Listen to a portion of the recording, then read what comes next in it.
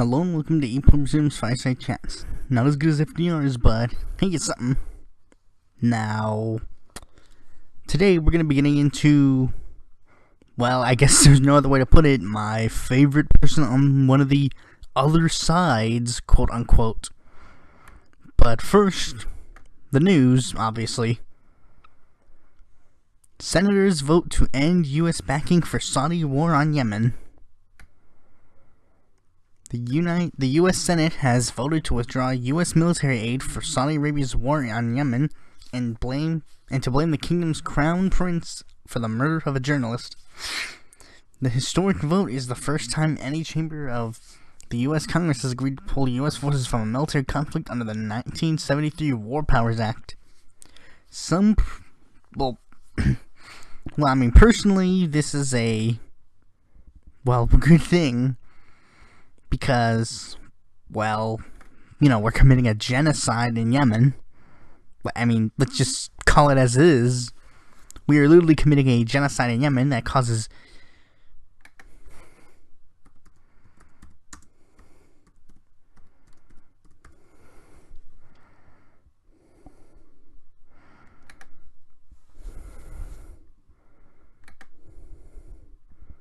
This is what we're doing.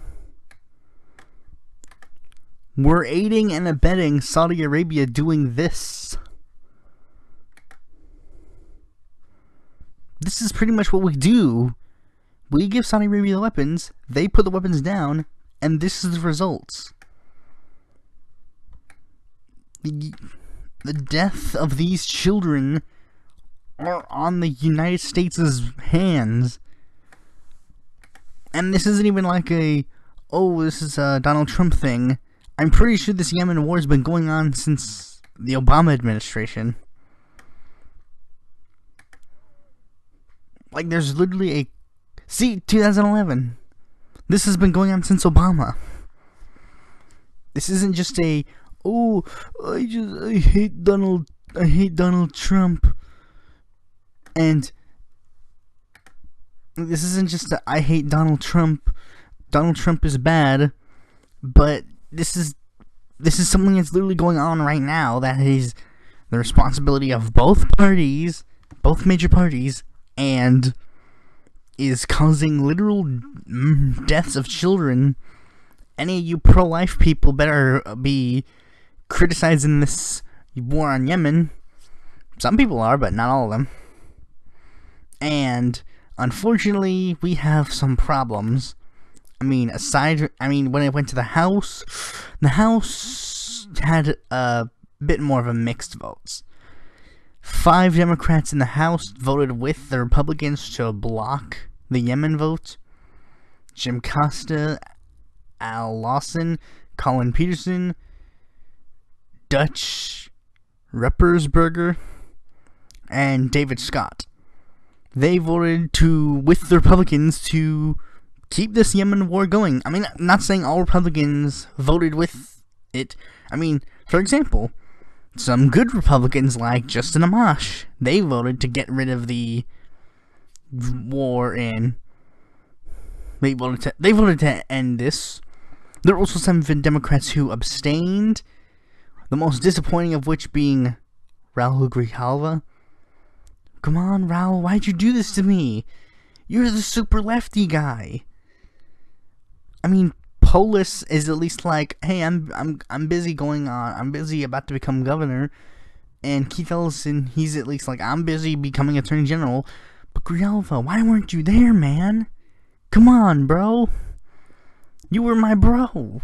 You were the Mexican inside of Congress that was supposed to be my big voice, even though I don't live in your district at all. But anyways, enough of the sad stories, sadly. I think the Yemen vote is pretty much moving on to the next round, where it's going to be like, okay, this is the final vote, and people are pretty much trying to force these 5 to change their minds. These 5 that I've officially dubbed the Congressional Pro-Genocide Caucus. I'll be making a logo for them and making sure everybody knows that this is the Pro-Genocide Caucus. I even sent a message to 1 million different parties in the states that these guys belong in, hey, you guys better primary these guys. So anyways, the next story that is significantly less sad, but is the biggest story of them all, aside from the Yemen one. Michael Cohen was sentenced to 3 years in prison. Trump's former lawyer pleaded guilty to financial offenses, campaign finance violations, and lying to Congress about Russia. Now, his crimes in particular are tax and bank fraud charges, giving campaign money to Stormy Daniels and Karen McDougal, lying to Congress about the Trump Tower Moscow project. Notice how none of these are Putin putting his hand up Trump's anus to make him be like a bedhead at Bernie's. Not Bernie Sanders, but, you know. So, yeah, this is a big thing that may make or break Russiagate for everybody, including Russiagate skeptics like me, who are like, you know, maybe this isn't exactly 100% what we think it is. You know, maybe this is actually, you know, not entirely true. Maybe this is something that is, you know, not, like, this may not be entirely true, and this might just be a big, you know, McCarthyism to blame, you know, Jill Stein and all these other guys. But then again, maybe this is legit. For all I know, it could be legit. I mean, I'm not gonna be screaming about Russia every day. But I'm just saying, if I was saying from the beginning, or not from the beginning, but like from a certain point, you can't get him on the being Putin's puppet part. You have to get Trump on campaign finance violations, because that's where you're actually gonna find stuff. So, this is a big break that could potentially make or break Russia. Cohen is in deep doo-doo now, and campaign finance violations are grounds for impeachment, I believe, which also it leads into a new problem, because then they're gonna be like, hey, because impeaching to Mike Pence isn't gonna be good enough. They're gonna be like, hey, we need to impeach Pence because Pence was like a right-hand man to help him with this case, and then Nancy Pelosi will be president, and then everyone will be like, then the corporate Democrats will be like, yay, Nancy Pelosi's president, and then I'll be like, oh no, Nancy Pelosi's president. This is like Hillary Clinton, but younger. So anyways, to a lighter story, John Keel will resign from Senate on December 31st, setting up another appointment to John McCain's seat. Okay. U.S. Senator John Keel will resign from the Senate on December 31st, the Arizona Republic has confirmed, setting up a second appointment by Governor Doug Ducey to the seat occupied by the late John McCain. Keel wrote a letter dated December 12th to Ducey informing him of resignation. The letter was hand-delivered to the governor's office late Thursday afternoon. Thank you for appointing me to the U.S. Senate to fill the vacancy of John McCain's death, John Keel wrote. It has been an honor and a privilege to again serve the people of Arizona. When I accepted your appointment, I agreed to complete the work of the 115 Congress and then reevaluate continuing to serve. I have concluded that it would be best if I resign so that the new party can begin new term with all the senators on January 2019, and I can serve a full 2-year, potentially 4-year term. Therefore, I will resign from the U.S. Senate effective immediately 11/59, December 31st, 2018. I mean, I gotta give Keel credit where credit is due.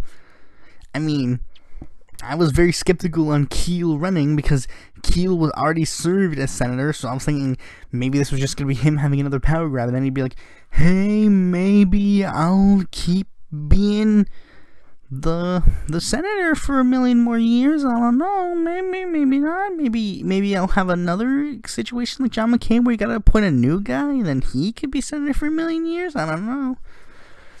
But I give him props that he's literally like, okay, since the 115 Congress will be done pretty soon, I'm just gonna kick myself out, and then you can appoint some new guy.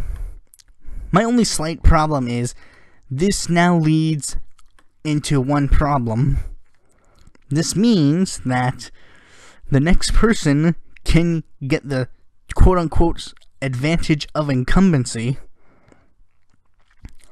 because he's like, hey, now I get to be the incumbent, so I get the advantage of being the incumbent, so people know me better. Now you might say, well, since the special elections can be held anyways, the advantage of incumbency might not work here. To which, yeah, maybe fair point, but I know I'm a bit skeptical. Maybe it's just another Republican power grab. But I will give Keel credit where credit is due. He's holding up to his word where he said that he wasn't gonna serve for more than one term, or like, I mean, less than one term, I guess. So, anyways, the next story coming from the hometown of North Carolina, because that's the town.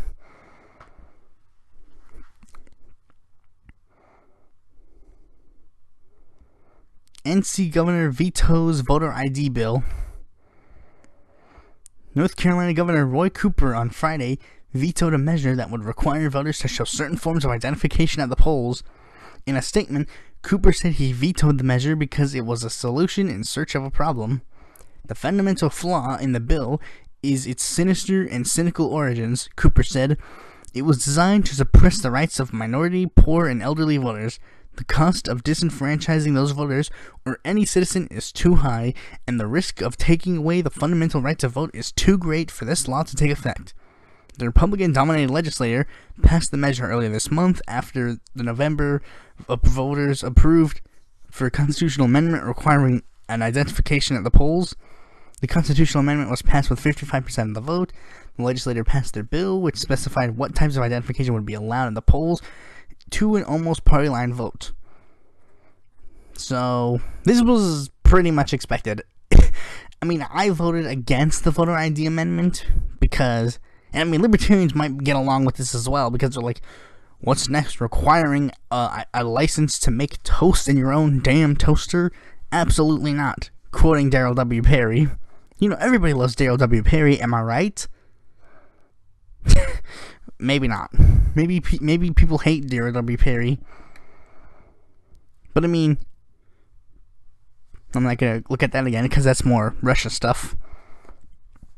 I mean, this is something that was pretty much expected, that this voter ID bill wasn't gonna go too far.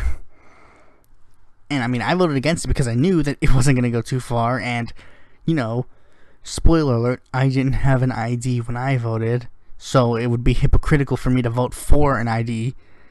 I mean, I kind of get the idea on why you would want a voter ID, you know, to make sure that the person who's voting is actually the person who's voting.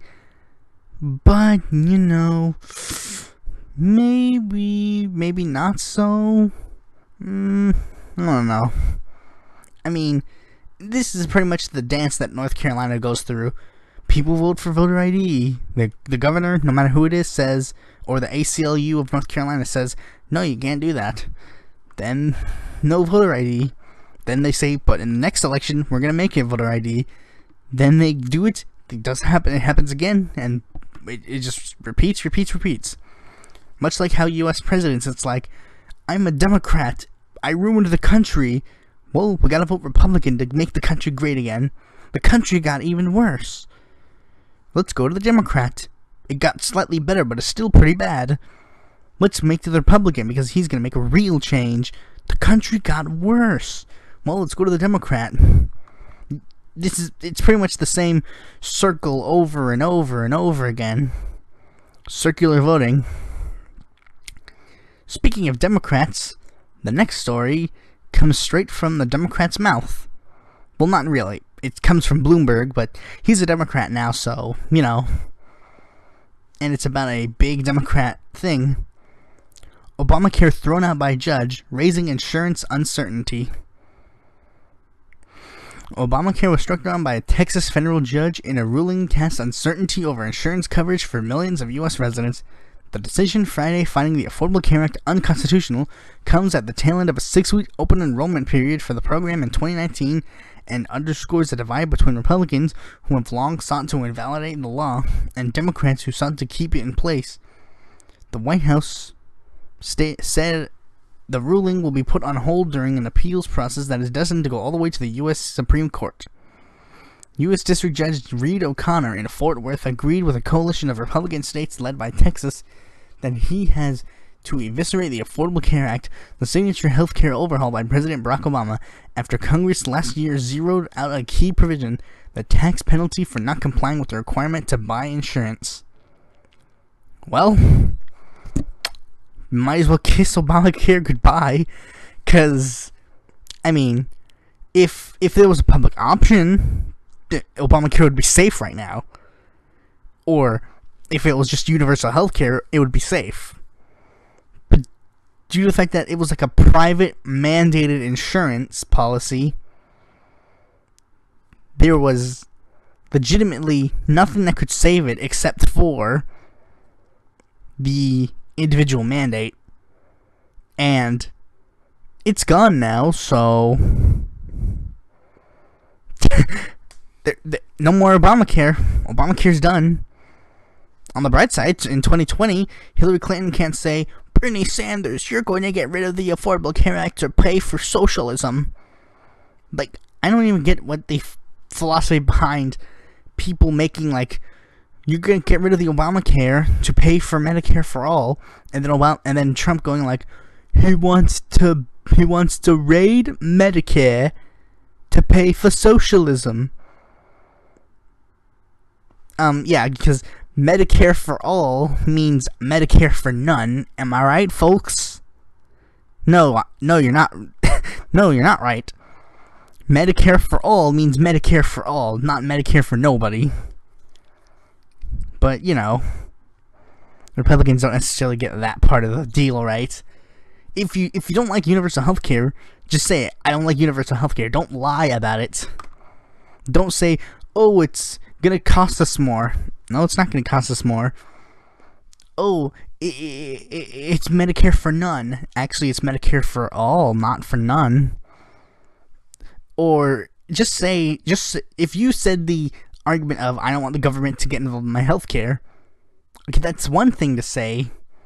Then I can bring up all the points that point it in the correct direction. Lowers, like, out of pocket, it costs you nothing. And it would overall lower the cost of that we spend, lower the amount we spend on healthcare, and cover everybody. So, I mean, the positives outweigh the negatives.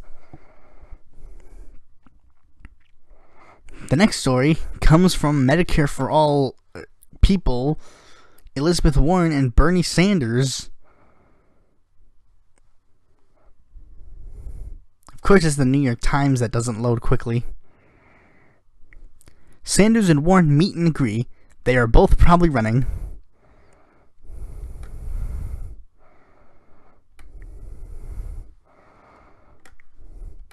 Senator Elizabeth Warren and Senator Bernie Sanders met Wednesday night at their condominium in Washington to discuss their political intentions, but did not reach any accord about coordinating their dueling presidential ambitions, according to two Democrats briefed on their discussion. Only the two senators were present, and they stated that what has become abundantly clear: they are both seriously considering seeking the Democratic nomination in 2020, but neither Miss Warren nor Mr. Sanders sought support from the other or tried to dissuade the other from running, said officials familiar with the meeting. Miss Warren sought to sit down and did so out of courtesy, and because they have a long-standing friendship that is rooted in candor, according to one Democrat close to and like pretty much the idea is they're both running. Like, and even it says here, when it comes to progressives, I think Bernie and Warren are in a different league, said Representative Ro Khanna, a California Democrat, noting that each of them enter the race. I'll have to decide. This is a thing. These two, alongside progressives like Richard Ojeda and Tulsi Gabbard probably. These two are 100% running. They've made it pretty clear to themselves, we're running. We are running. There's no question about it. These two are going to be in the Democratic nominations. Now the question is, who do we support, Bernie?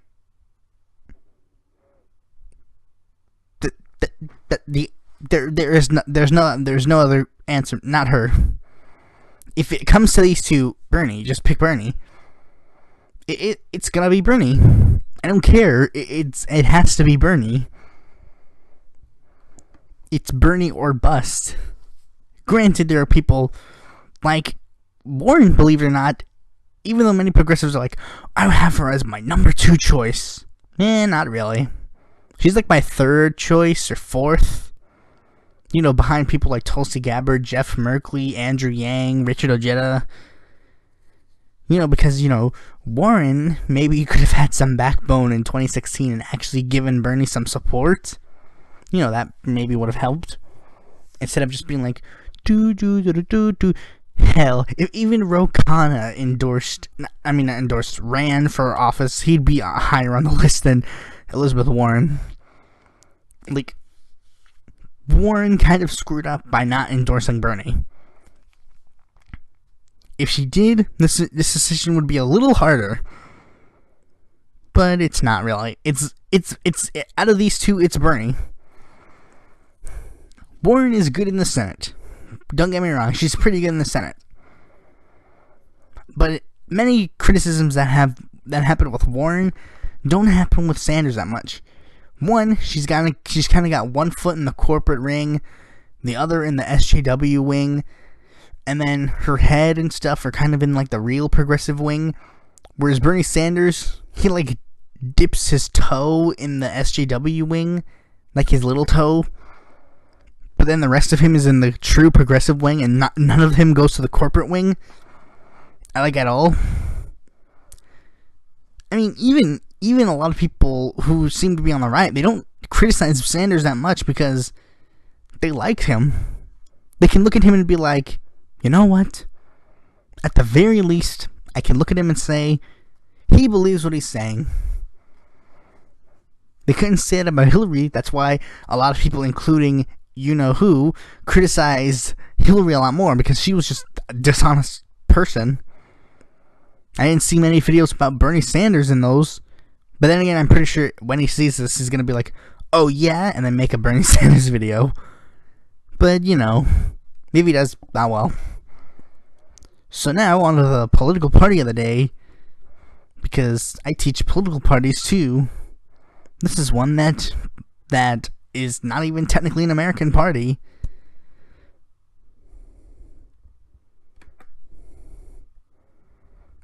The Puerto Rican Independence Party.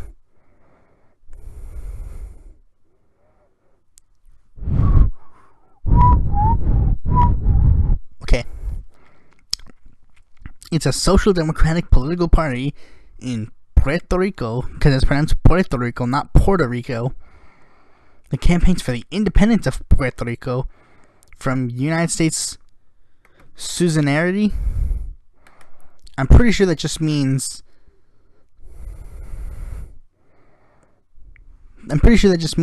you know, when... Yeah, that just means, like, when they rule. Another thing. It was founded in October of 1946. Its flag is this, because a lot of other countries have like flags for political parties. It's politically placed in the center left. It's got a, you know, Puerto Rican independence, social democracy, left-wing populism, left-wing nationalism. It is affiliated with the Socialist International, which is the international group that applies to a lot of socialist parties. The FBI investigated this party because of the fact that, you know, it is, you know, calling for Puerto Rican independence, you know. So, it ran candidates for pretty much every single, you know, election that Puerto Rico has been a part of. Like, gubernatorial ones, which is pretty much their president. It even has like this flag is supposed to be a representation of the Scandinavian flag because they adhere to the Scandinavian model of economics. So, you know, stuff like that. I mean, there are Puerto Rican parties that I like more because, you know, I'm not necessarily a fan of Puerto Rican independence. I'm a fan of Puerto Rican statehood. But, you know, independence, maybe Puerto Rico should think about, you know, the fact that the United States pretty much covers and pays for all their damages before considering being independent. You want to pay for those yourself? I mean, if you vote to pay for it yourself, fine. Be my guest. But, you know, maybe, just maybe you should consider waiting before you do that. So, anyways, now we get to discuss the main person of the day.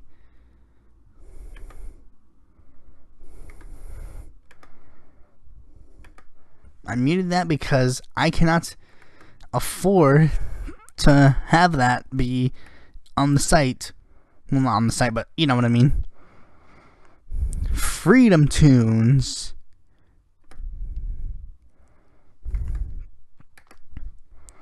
Now, with a name such as FreedomToons, you know he's clearly a socialist. FreedomToons, creating educational and satirical cartoons about freedom and liberty. You know, like a socialist. I know he's probably sitting at his computer thinking like, "You don't call me socialist." He used to have a website. I remember that. Okay, so first maybe I should just pull up a picture of what he looks like in real life. Because, you know, you'll need to see the man behind the beast. This is Seamus Coughlin. Sorry, I called you by your Israeli name. Whoa, you have a TV Tropes page too? Sweet. I'm gonna look at that too.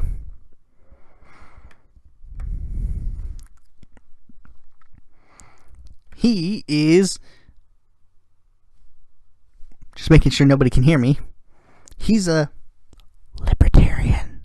I know, everybody. Shock of all shocks. This man is a libertarian. Okay, so, I mean, the kind of libertarian, I don't know. I think maybe he's an anarcho-capitalist. But, you know, so, like, I think he's an anarcho-capitalist because he pretty much talks about abolishing federal government, or at the very least having it, disappear.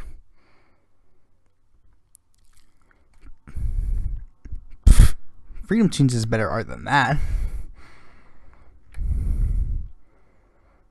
Oh yeah, that was from when he appeared on the Owen Benjamin show and this was the other podcast that he was on. He was on Rebel Media? Aw, man, I thought he was a cool person. Who's this guy? That was his Libertarian Republic video. And I know you're probably watching this, so you might be saying, wait, how do I know all this stuff? Because I'm a fan of yours. I know, surprising. The literal beginning of the thing showed the words progressive, social democratic, I forget another word that might make you think that I'm not a fan of yours, but, you know, center left, yeah, that part might also be a thing.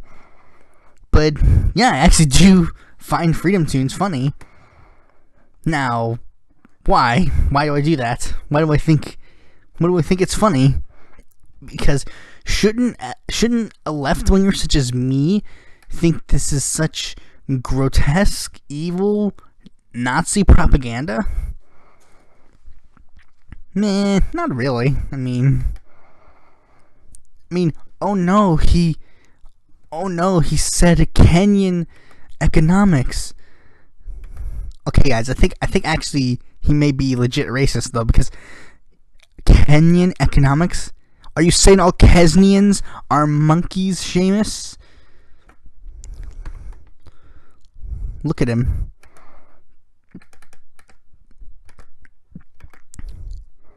He has guilt written all over his face. Is that supposed to be Bernie Sanders?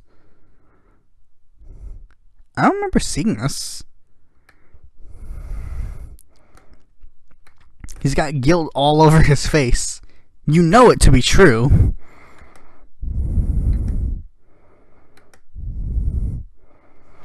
Okay, so I mean, I like Seamus. He makes these funny libertarian with, I guess, kind of a conservative slant videos. So me and him don't agree on everything. I mean, here's one of his earlier ones. No, I accidentally made it an image.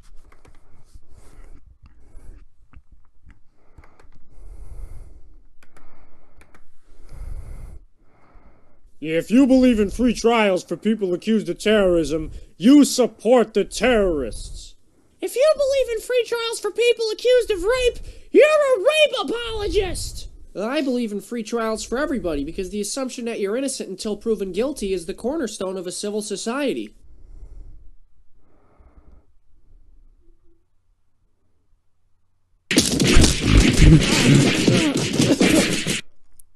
My only problem is he seems to have abandoned these two characters. She's evolved. She got her hair dyed and stuff like that. She doesn't wear a dress anymore. But this guy's pretty much disappeared. Well, I mean, except for that one time afterwards, but we'll get to that in a... Well, I mean, we probably won't, but, you know. Like, one major thing that he and libertarians kind of disagree on is abortion. He believes abortion is a no-no, when libertarians are supposed to believe abortions are a yes. I mean, even if you're... Okay, that's a slight misexaggeration. Like, a slight misstatement because, you know, libertarians aren't like, yes, everybody needs to have an abortion right now. I do, but, you know, that's because I'm a woman-loving child hater. No, I'm just kidding, but... Like, most libertarians believe that the government should not get involved either way. But he's explicitly like, you know, no to abortions because, you know, he's a Catholic.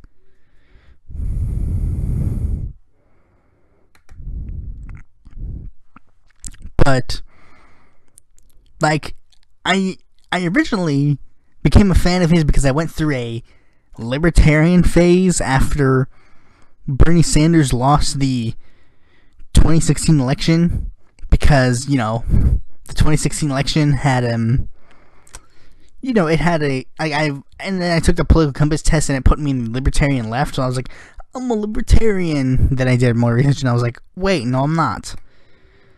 But like, this one was kind of like my beginner video where I actually learned what a libertarian is.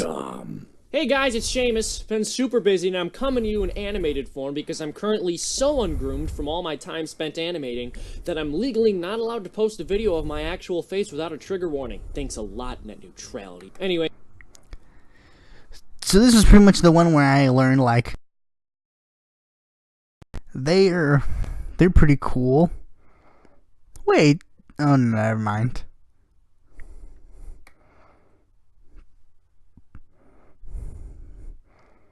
Like, you know, these were the ones that were, like, the big one, like, the big introduction to libertarianism. Don't fit any of those stereotypes. But, like, I mean, okay, so, sorry, I'm spacing out. I'm just so enamored with FreedomToons that I'm spacing out. I mean, this video itself, aside from that net neutrality stuff, aside from that net neutrality statement at the beginning, it was alright.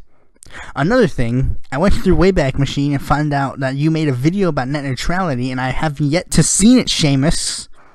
Where is it? I want to see your video about net neutrality so I can debunk it. We are the debunkers. Oh, and while you're at it, can you unprivate all of these videos, please? I want to know what these are. I remember seeing like there was that one. Which one was it? It's not in this one. You know the one I'm talking about, like the Christmas one? Did you private that one too? Aw, man. Like, I really liked that one though. It was pretty funny. I remember that joke where it's like, Matt, you can't make up fake religions and pretend like they're legitimate. Well, tell that to Al Qaeda. No, wait, I messed up. It was like, you can't make up fake religions and then take over people. Well, tell that to Al Qaeda.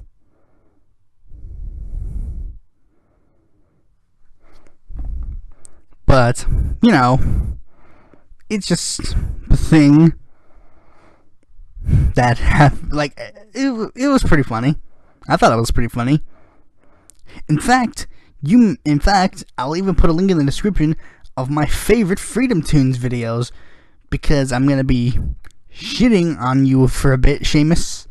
But, you know, overall, I think your channel's really funny. I mean, there are some videos where it's like, no, I don't necessarily agree with all the stuff you say, but, you know, overall, your videos are pretty alright. I mean, aside from minor disagreements, even if I disagree with the videos, I usually still think that they're pretty funny, which is something that I think we need on the left. We need more funny comedians like this, and granted, we do. You know, Secular Talk is pretty funny, and so is Jimmy Dore. But, you know, we don't get the people to make the cartoons about the left-winger stuff without being overly preachy. I mean, even South Park is like this big libertarian, like, cartoon that I love South Park. It's hilarious. The advantage of being a libertarian, you get to make fun of everybody. But, you know, that's just how things are. And, so, I guess I'll talk about some of your not so good videos, because you do have some. I mean, I guess I'll first start off with this one, because it's a problem. They found I could be less than 1/1000th Native American. Ah, the DNA test, enemy of the fake Indians. Back when I was young, the DNA test came, and night entered our future with... Like, my only problem with the whole everybody making fun of Elizabeth Warren, for being Native American thing, like, I mean, I will admit that she does kind of overhype being Native American, but I mean, aside from that, she proved she was Native American, so, I mean, what else do you want? She proved it. I mean, even if it was by slightly, I mean, I don't know exactly 100% the whole story behind it, but the thought popped into my head just of seeing this video on the debunkers. If it's not, though, I'll be disappointed. And then I can imagine a comment on the bottom of the video like, well, prepare to be disappointed. But I mean, I guess I get the kind of the idea of like being, like, criticize her all you want for the, criticize her for this. I mean, I get it. Maybe if she's overhyping that she's Native American, because I'm part Native American, and I'll only mention it like passingly, and many people say like, well, she used it to get a job. But, well, if she did, that's kind of a bit screwy, because it's like, well, like, it's like saying like I'm technically related to royalty because I got, like, I mean, I don't know too much about the subject in particular to be expert on Native Americans and stuff, But why don't we move on to another video that I don't think is that good? The Ocasio-Cortez parodies. Again, I get why people would like get it through like be mad about it through a first glance. And I mean, if you happen to see this, and I mean I hope you do, because I'm gonna be linking it to you. So I hope you do see this, and if I'm wrong, give me information to show that I'm wrong. But the big thing about it is To debate me. Hey, Toots, I'll debate you and I'll give you $10,000. How's that sound? This conservative's offering to debate me. And offering me $10,000? No, thank you. I don't believe in taking money unless I worked for it. well, I mean, the big problem I have with the Ocasio-Cortez debate with Ben Shapiro thing is Ben Shapiro, he was like, yo, debate me, and she was like, no thanks, I'm busy running for office, and you're just a conservative pundit. But it's like, debate me. She's like, and then that's when she compared it to catcalling. But then again, I might be wrong. But another problem I have with that is, you know, he's so adamant on having a woman running and now currently being elected to an office to debate her, like to debate Ben Shapiro. He wants to debate Alexandria Ocasio-Cortez so badly, and yet when it's time to be debated by a left-wing YouTuber, crickets. And don't say, well, maybe it's because left-wing YouTubers don't extend the offer to him. I can count how many left-wing YouTubers have told Ben Shapiro they want to debate him through Twitter, a medium that he uses. Humanist Report, Secular Talk, Jimmy Dore, Cenk Uygur. Pick one. I mean, it happens a lot. Right-wing YouTubers always be like, why don't liberals want to debate me? But then when it's time for them to debate, when a left-winger says, hey, can you debate me? They're like, no. Jesse Lee Peterson did it. Candace Owens did it. Like, I mean, granted, Jesse Lee Peter and Coulter, who, she's not a YouTuber, but, I mean, you know, she's a conservative, big-time conservative that was like, I'm not gonna be debating you, Secular Talk, because you don't write books. It's just hilarious. The fact that conservatives are always like, there's this double standard, the liberals don't want to debate us conservatives, but then when they're like, hey, but then when left-wingers are like, hey, let's debate, no conservatives willing to step up to the table. Granted, some of them do at least sometimes be like, okay, I'll debate you. Like Jesse Lee Peterson, he was apparently not contacted by Politicon to debate Kyle Kulinski, but they still told Kyle Kulinski, hey, Jesse Lee Peterson said, we're not going to debate you. But, you know, I mean, Jesse Lee Peterson stood up to the challenge and actually did debate Kyle, so I will give him points for that. Conservatives, they got that one. But a bigger, like, it's just a big thing that I realize. Every time right-winger says, debate time, debate me, please. And then left-winger's like, hey, I can't right now, I'm busy. Or, I'm busy running for office. They're always like, see, liberals are just running away from debate. But then every time a left-winger is just like, hey, time to debate, can we debate? Nothing. And Ben Shapiro, I do give Ben Shapiro credit where credit is due on a lot of things. Like, at least now, he's like super free speech guy. And he does criticize, you know, social justice warriors on a lot of things. But, you know, everybody can criticize social justice warriors as much as they want. It doesn't automatically make them the best person in the whole dang world. But anyways, another video that I really don't like about Seamus is, I mean, this one's pretty alright, at least up to this part. I mean, kind of. Like, let me show you what I mean by it. You know, I don't like you pinkos going around telling people you're fighting Nazis just because you berate everyone you disagree with. You've never fought a Nazi in your life, and to claim otherwise is stolen valor. Yeah, and you know what? When actual Nazis come around, no one's gonna want to fight them anymore, because you guys keep crying wolf. Like, I get your point. Don't call everybody a Nazi.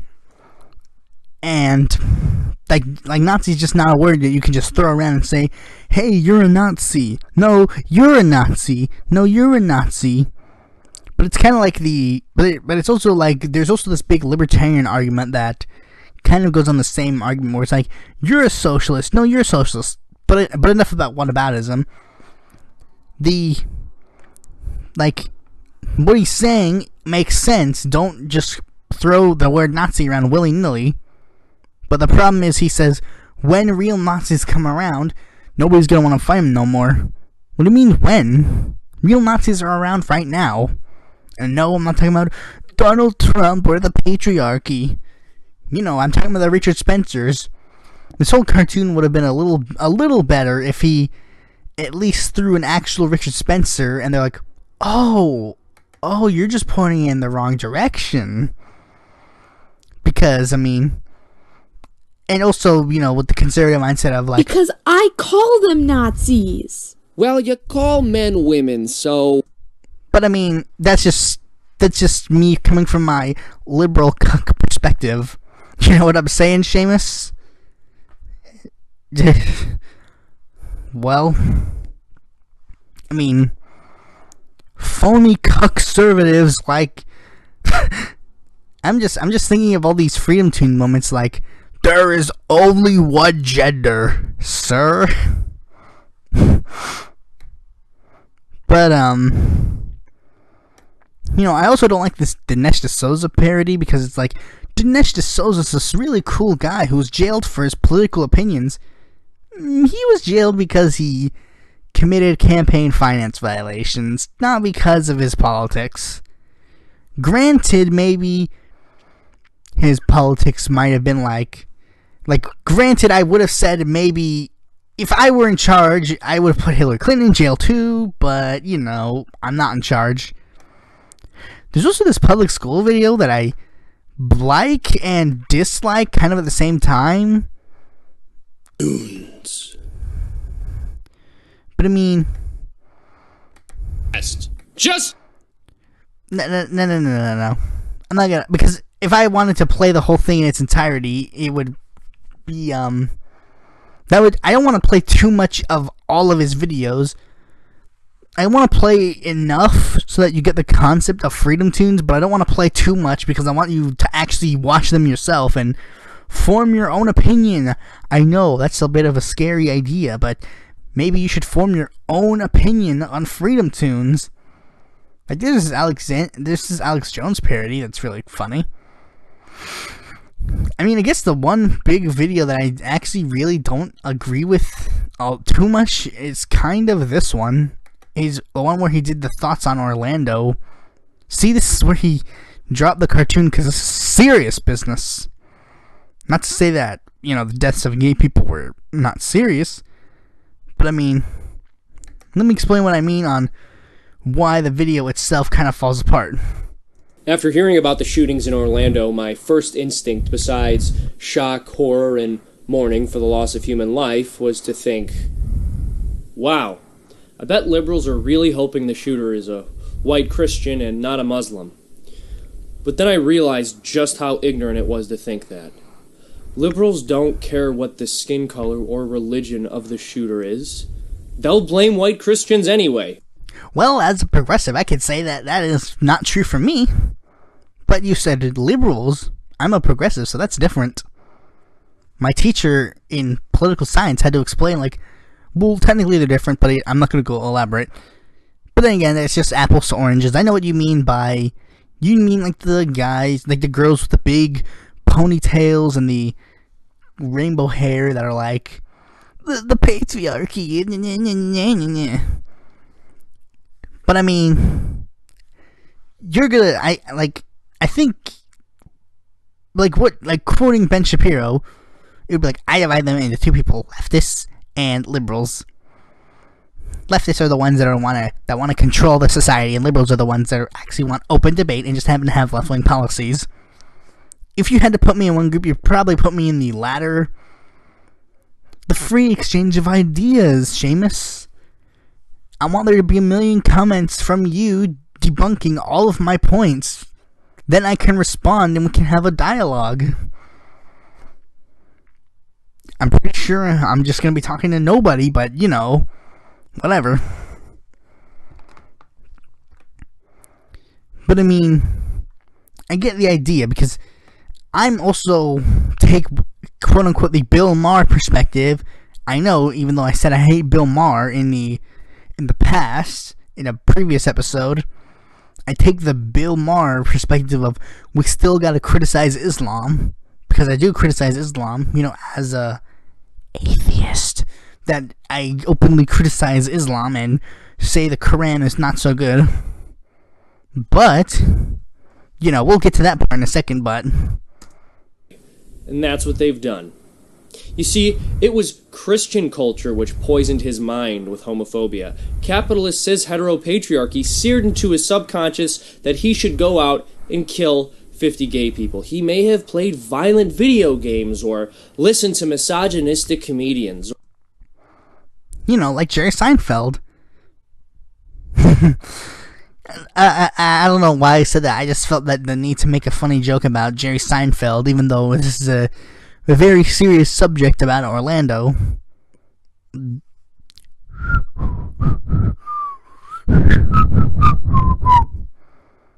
Man, this is going to be a really awkward one if you ever actually do put this on the debunkers. Or read offensive homophobic literature. You know, like the Quran.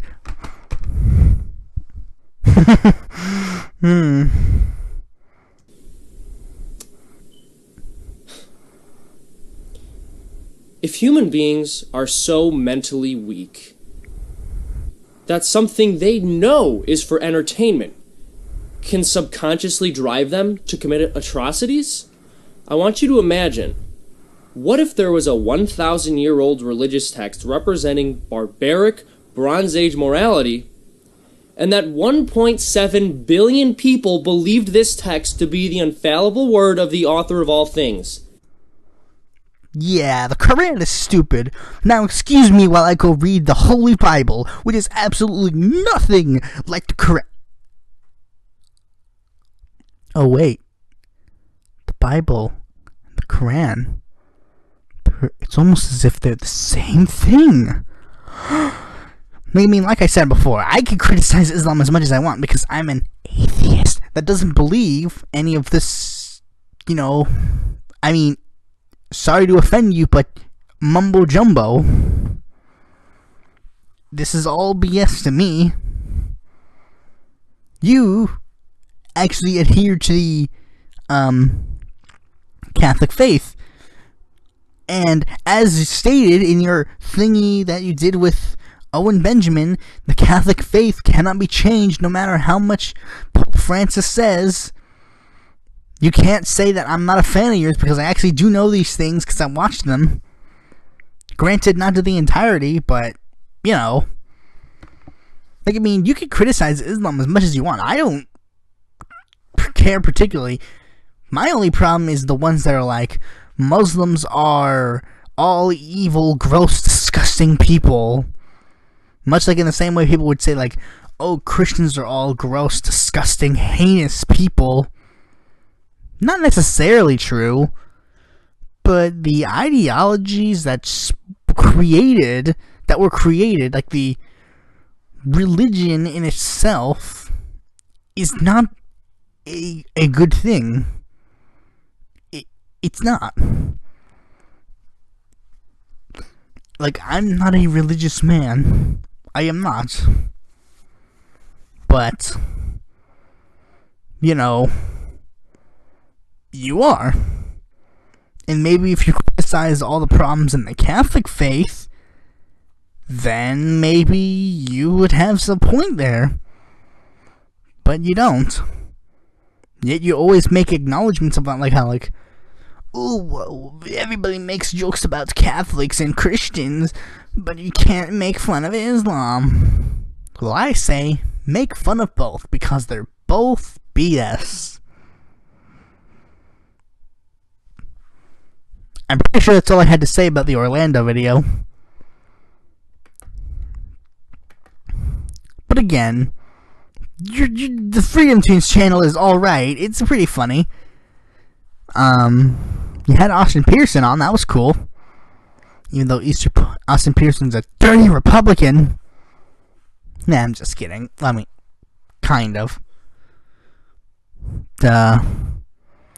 Also, I don't like this one. He's learning about misogyny, listening to the POCs, never invalidating their lived experience. But I don't like this one for a different reason. And I think you know why. What's another? Oh yeah, and this video, like the gun control debates with Strawman, the debates with Strawman series, for those of you who don't know, is where Seamus takes a left-wing, a left-wing strawman and comparing it to a right-wing strawman on an issue, and usually it can be funny. But when he clearly agrees with one side over the other, you know, everyone knows this shooting was done by a right-winger who did it because right-wingers are allowed to be right-wing. I want people to own guns simply so that more mass shootings will take place. Ah, nonsense. You don't want more mass shootings to take place? How dare you? If you did, you would support government confiscation of weapons. You see what I mean? He clearly is... Historically, he clearly is just making the left-wing person, like, the big bad guy, and the right-winger is just completely in the right, even though he's trying to display it as a straw man. Which, I mean, if he did display the straw man equally, that'd make sense. And also, he always talks about, like, the left-wing bias in media, to which I say, maybe to some things, but, I mean, one series that I like and hate is the Echo Chamber with Dr. Mack. Lean to the left. Nukes are deployed. That's all for tonight, folks. Thanks for stopping. My biggest problem with it is just the fact that he makes MSNBC or MSNBS. Get it? He makes it seem like they're the actual left-wing media, when in fact, as a progressive, I can say they're not that progressive. They're It's kind of the same reason why Justin Trudeau stinks. They think going super SJW on, you know, the SJW stuff, and not actually adhering to left-wing economics, and screwing over Bernie Sanders, and screwing over Ed Schultz, and Phil Donahue, and Cenk Uygur, to an extent, is... they think that makes it okay. We're the left-wing youth. We're the left-wing source, I promise. But I mean, and he equates all social justice warriors. I mean, he equates the entirety of the left to social justice warriors. But I mean, when you're trying to make funny YouTube videos, SJWs, that's just the thing to make fun of. That's just the big thing to make fun of. I mean, there's some video. I mean, like I said, I have made videos about. Well, I mean, I haven't made videos, but like, I've made a playlist of the best FreedomToons videos, which will be linked in the description below.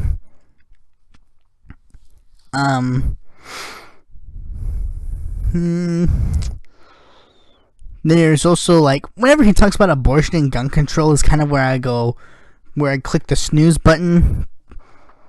But, you know, when he talks about, like, free speech, like the free Dankula thing, even though Dankula's a dick, a right-wing prick who adheres to UKIP. Nobody I like adheres to UKIP. But, I mean, doesn't mean I think right-wingers should be disappeared. And then there are the times where he makes fun of himself, where that's, I mean, do that. The more people criticize libertarians, the more I win. Then there's also the video, how to give a regressive a heart attack. I think I'll put that up for later. Nah, I'll do that now. Look, I get that you're old-fashioned in your morals, but as a progressive,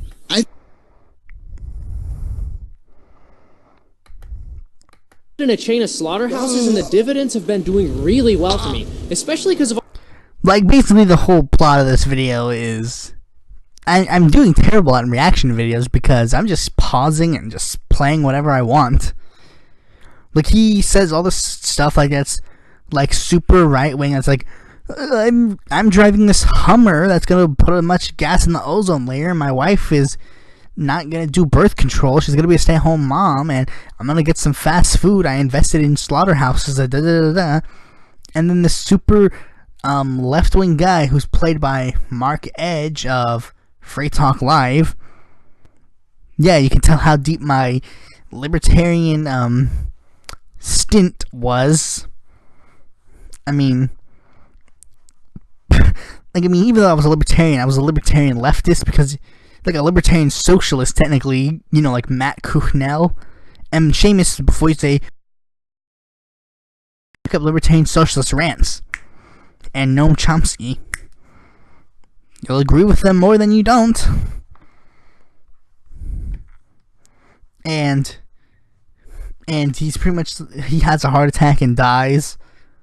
And it's like, because he, even though this scenario would be totally different if me personally was there, he'd say all this right wing stuff, and then he'd be like, "Do you know how to get to McDonald's?" "Yeah, take a left." "Well, okay, bye." I mean, because Seamus might like this, I'm a civil libertarian. On social issues, I'm so socially accepting. I'm a libertarian on social issues. I don't care pretty much on if a woman gets an abortion or not. If a woman gets the baby, if a woman smacks the baby and it dies, so be it. Well, that's, I mean, Seamus doesn't agree with that. He's a libertarian for life. I mean, because, wow, I mean, I'm a libertarian, and then there's ones that are like, I mean, I'm stuttering and stuff, but that's because most of the stuff is impromptu, because, you know, why would I script a podcast? This is how you get the unbridled real me. Here we go, Chank. Let's just play his Chank impression.